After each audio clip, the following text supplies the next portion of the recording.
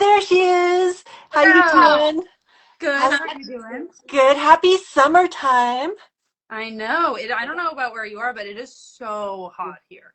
Now So you're in Savannah and you hot. have the humidity, right? Yes, the Okay. humidity makes it a different kind of heat. That's for Right. sure. All right. Can you breathe okay? Is it that humid where you can't breathe or I've gotten used to it. I feel like okay. most people move here the first time, they're like, I need to go somewhere else during the summer. But now I kind of like it. It's like a free sauna. Oh, really? Okay. All right, cool. All right, so I'm in Los Angeles, and this is going to sound terrible. It's nice and cool. It's like 72 degrees, right? I know. It's so nice because I don't have to turn the AC on, but it will get hot. Just not right now, which is nice. Mhm. But we're going to be talking Summerween, and it's so Woo. fun. I was looking at the script today, and we have the tunnel scene, and I was thinking sweltering heat because you were in DC, Georgetown University. What were the summers like there? Summers in DC are very similar to here. I mean, DC was built on a swamp. So it is incredibly humid. And because a lot of it is concrete, it's a city. All of that heat just wafts up from the sidewalks and hits you. So it is incredibly hot and incredibly steamy in DC during the summer. All right, so kind of put a little of that into the tunnel scenes, and I can't wait for you to read it because I'm pretty excited. So if you have curly hair in DC or even where you're at, is it like all over the place or? Yes, and I do have curly hair. So yeah, it's Frizz City over here and in DC. Yeah. Well, your hair looks great, by the Thank you. way. All right, so Summerween, I had never heard of it until you mentioned it. I Yeah. really had no It's a idea. pretty new thing actually. Yeah, apparently it came from a Disney TV show. Yeah. And Oh, like 14 years ago. That's not that long at yeah. all. Oh my gosh. So, but now apparently it's a big thing where people actually celebrate Halloween in the summer. So, Mhm. it's kind of cool. But when I was like reading about it, it's just like, wow, they go all out. People literally have like Halloween parties by the pool and this whole thing. But I thought Much Too Vulgar takes place in the summertime. Mhm. So, kind of like perfect. Um, how did you first learn about Summerween? It was just something that was floating around. I mean, I've heard about it how most people hear about things on the internet. I saw people, Summerween book recommendations, Summerween movie, recommendations. And so I looked into it too, just like you did. And I thought, this is awesome. We spooky people need a holiday that isn't just Halloween? Right. Okay. All right. So, how was it now going back to Much Too Vulgar? How was it you were inspired to write about a horror story in the summertime as opposed to Mhm. the wintertime? Well, part of that is because, so in the book, there's this huge research program that is very real. I was in it. And what it was that during the school year, some people would work in labs, but during the summers, we all stayed, everybody worked in a lab, and it was very much as I described it in the book. Georgetown doesn't have Greek life, but this was kind of, a social club. It was a way you met people. We all bonded over being nerds, and it was awesome. And since all of that action happened during the summer, and Georgetown is a very different place during the summer than it is during the school year when it's covered with other students, I thought this is a really good time to write a book. This is a good time for somebody like Keely, our main character, to go do things relatively unnoticed because there are some people on campus, but it is mostly deserted. Okay, so she can just slide on by, and then everything, and how she discovers the tunnels is probably one of my favorite parts. But we won't give anything away. Read the book, guys. Got to read the book. Okay, and I got to show it off. All right, Much Too Yeah. Vulgar. Yes, yes, yes. Totally showing it off. All right, so Keely doesn't strike me as one who would actually be into Halloween, though. Or would she? No, no, that seems like, a distraction from the things that really matter to her, which is, working in a lab, getting into medical school, being the best. Halloween is just kind of, a distraction. And plus, she kind of feels like she's wearing a mask all of the time, you know? Yeah, this is true. I would agree with that. All right, so, but I kind of really want to get into like this whole Summerween horror thing. Why do you think people love horror, and why do you think they'd be attracted to it in the summertime? I think people love horror because it is a catharsis. I think for the same reason people like to ride roller coasters, you get that adrenaline rush as you're coming up and then you go down and it's just so exciting. But you also know that you will get off the ride. So it's a safe way to feel scared, to explore uncomfortable feelings. And the horror community in general, we love a theme for talking about horror books. There are Christmas horror books, there are Halloween horror books, there are 4th of July horror books, I think. There are all different kinds of horror books, and so having a summer horror book, it just makes sense. I mean, there's Christmas in July, why not Summerween? Right. Okay. Well, you have a new book coming out that happens to take place in the summertime. Do you want to share a little bit about that? Sure. So my next book is called Ripped Up the Middle in Two, and it's about a postpartum mom who thinks that there's an evil creature living in the woods who wants her baby.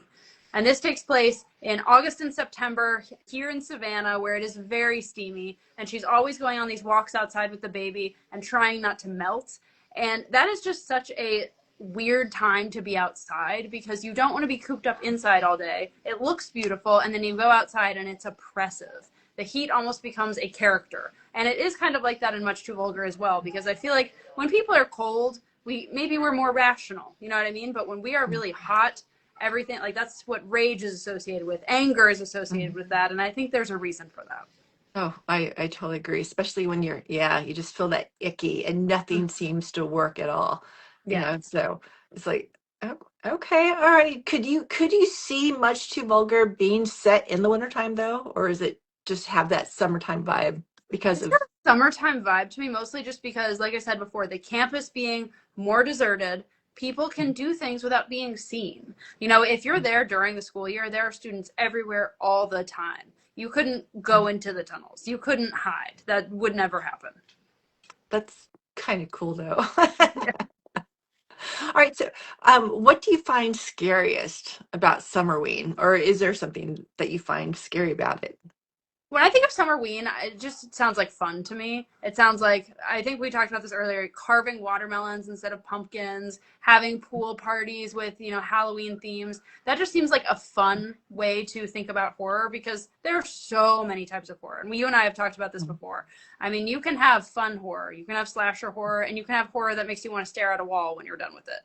And I Right. think Summerween really celebrates the diversity in horror and the breadth of horror because it's a fun holiday, but you can't forget that horror is horror. This is true. This is true. Now, a Summerween party actually sounds like it could be fun. Now, I could see Erica from Much Too Vulgar Yeah. having a Summerween party. Yeah. Just that I could totally see her doing that with her friends. The Hughes Yeah. kids would totally throw a Summerween party. When I was a Hughes kid, we threw parties for all different kinds of reasons. 4th of July, watching a movie. I mean, we went and explored the tunnels. That's how I found out about them. So, you don't need a big excuse to party. Well, that's true, especially if you're in college. Exactly. Being there is an excuse for a party, Yeah. right? Just, all right. I like that. That's very cool. All right. So this whole thing about carving watermelons, though, that there's a certain creepiness to that. It's kind of cool. You know, Mm-hmm. I mean, there's definitely something there for its own horror movie, just with that title. It's like, do you know that name's actually trademarked, though? I did not know Carving that. watermelons or No, Summerween? no, Summerween. Yeah, I did not know Summerween. that. Yeah, it's for a furniture line products because I happened to come across. I'm like, oh, that's interesting. Why would you call furniture Summerween? But Huh. who knows, right? Yeah, who knows? Yeah, I know. I don't know. All right, so ripped up the middle in two. Takes Yeah. place in the summertime. All right, and what kind of horror genre would you say that one is? I would say I've been calling it a motherhood creature feature because we've got very real psychological horror involved with this postpartum mom going through everything that you go through when you have a newborn. And then you have this supernatural horror in the form of this evil woodland creature. And I love combining the two because you can't really know if this narrator is totally reliable, and you can't really know if this supernatural creature is actually real. And I think that discomfort is one of the most exciting things about horror. I would have to agree with that. Yeah, if you find yourself getting comfortable, it's not really horror, True. right? Mm-hmm. Okay. So when does your book come out? July 29th. Okay. All right. And you had a pre-order for a while, but you're not having that anymore, right? That ended June 30th, but as soon as the book publishes, July 29th, people can always order copies of any of my books directly from me, and they can be signed and personalized, and I have all kinds of fun little merch that I include. Okay. And you are also working on your sixth book, Yes. right? Okay. How's Yeah. that going? It's good. So what I usually do after I finish writing a draft, and I finished that draft maybe 2 weeks ago, is I put it aside and kind of let it marinate for a while to the point Mhm. where I'm far enough removed that when I go back and read it, I can easily spot things I want to change. Because you know, you're a writer, you know that when you're too close to it, you don't see any issues. Yeah. So I'm in the place where I'm letting it marinate for a little bit, and then next week or the week after, I'm going to start going through it myself. And then after that, it goes to my mom, who beta reads it. Then it Yeah. usually comes back to me with comments, and then we do that a couple times until it's ready for my professional editor. So I'm hoping that that book will be out in March of next year. Oh, you are cranking, woman. That's so exciting. Well, okay, will that one be a summer themed book or what season that That one's one in? actually takes place in like March and April. Oh, okay. So springtime, kind of. Yeah. Right. Yeah. All right. All right. End of winter, springtime. Okay, that sounds kind of, I can't wait to read it. Your books are so amazing. Thank you. You just crank them out. That's so exciting. All right. So, back to Much Too Vulgar, and Summerween. All right. If you can change one thing now that's been out there, right, and you've had, written other books and gotten reactions, what would you change if you could? Oh gosh, that's a really good question.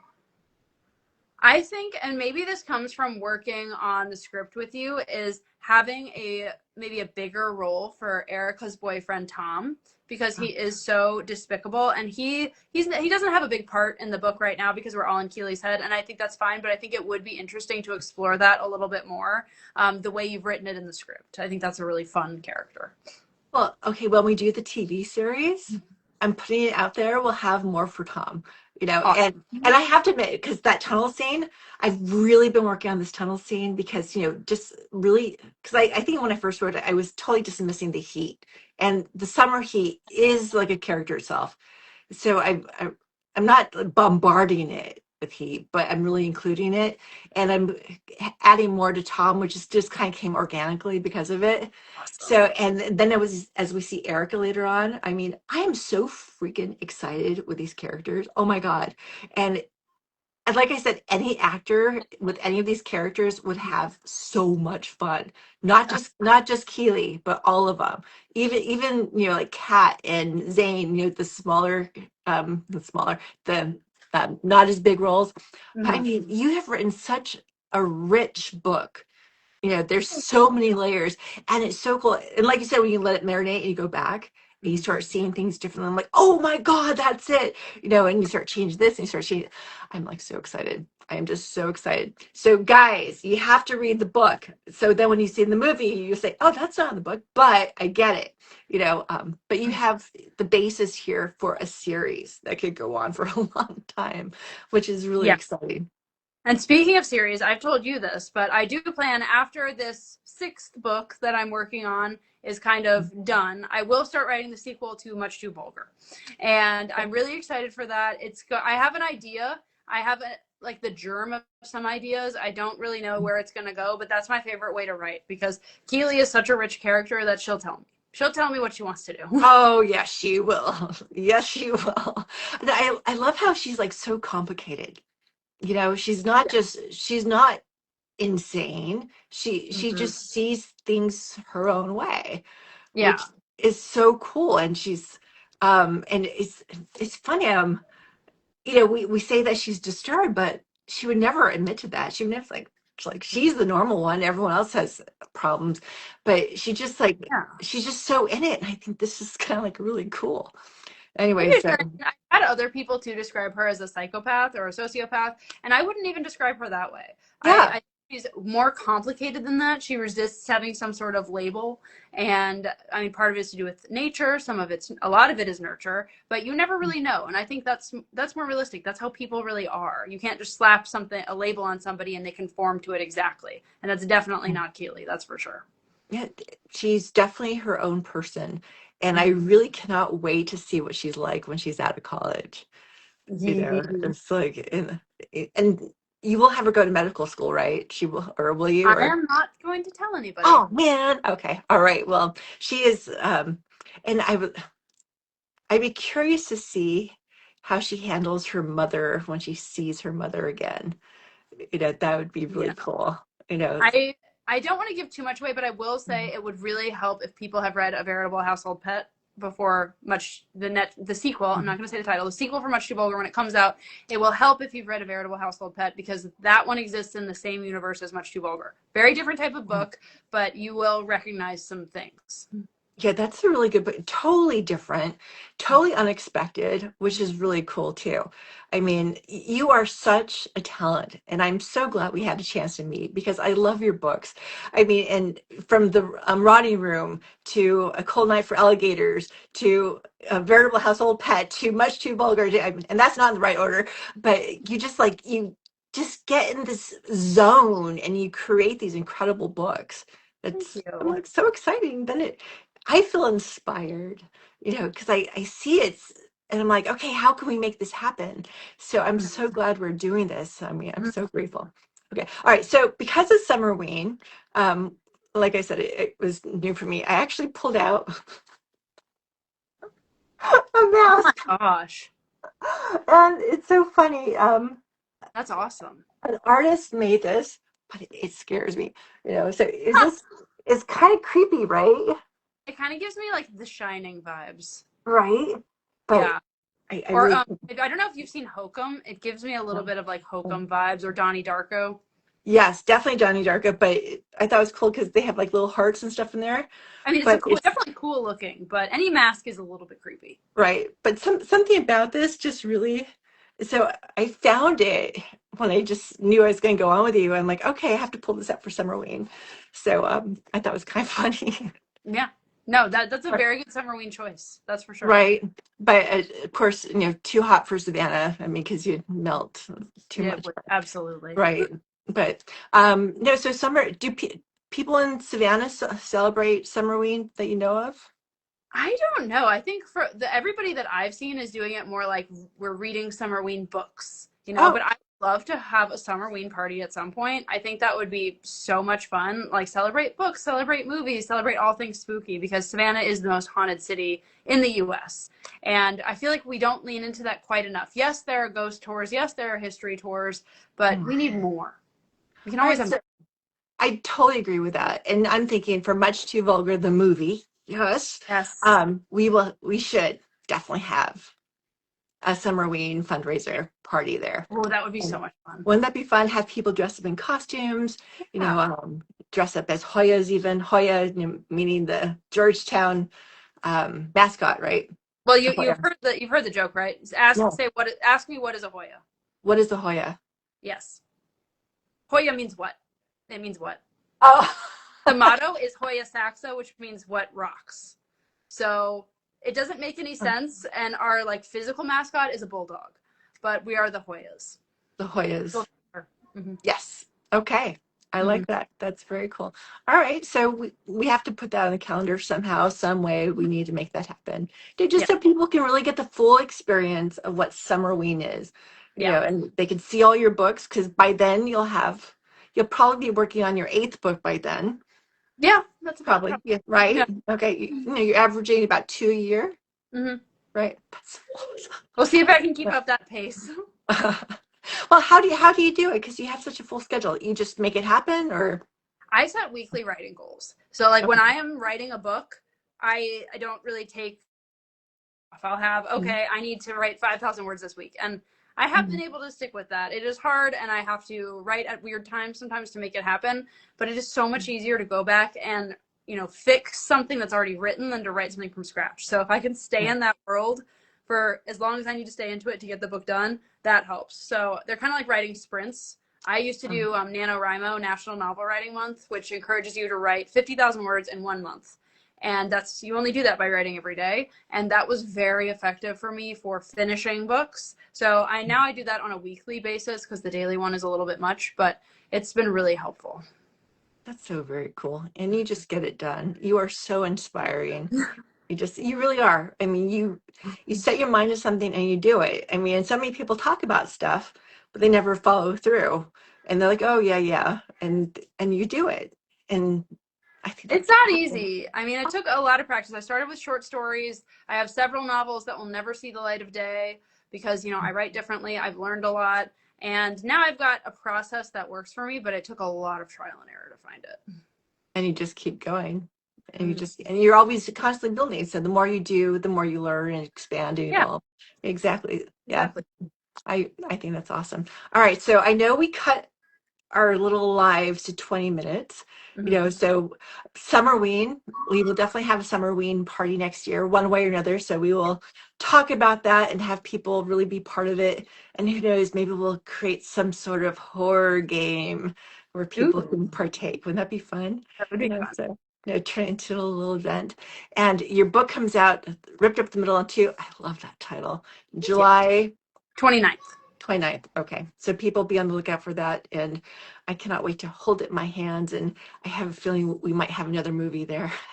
I think that would be a good one. I'm just saying. So, I think of all my books, that is one that would translate very well to film.